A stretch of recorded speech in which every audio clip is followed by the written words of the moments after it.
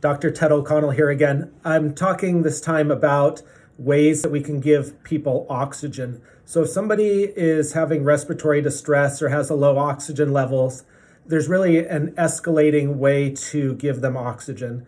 The first is to hook them up to oxygen and put it through their nose in what we call a nasal cannula.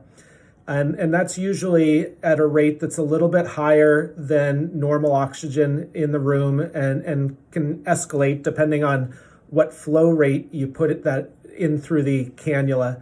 You can then escalate them to a face mask, and there's even different types of face masks that can be used to help concentrate oxygen.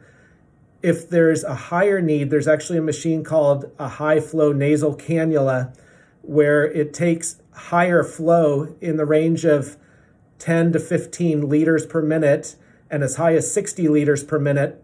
Now that's very irritating to the airways. It's hard for patients to have that on, and it can actually dry out the airways and lead to other types of pneumonias.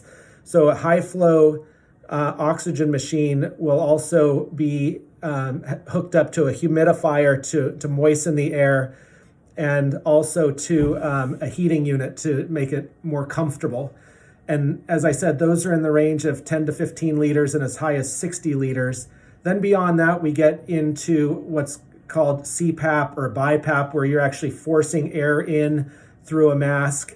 And then the step after that is to intubate a patient and put them on a ventilator. Now, what we've learned is patients with COVID tend to do quite well with high flow oxygen machines. And so in the next video, I'm going to talk about that a little bit more.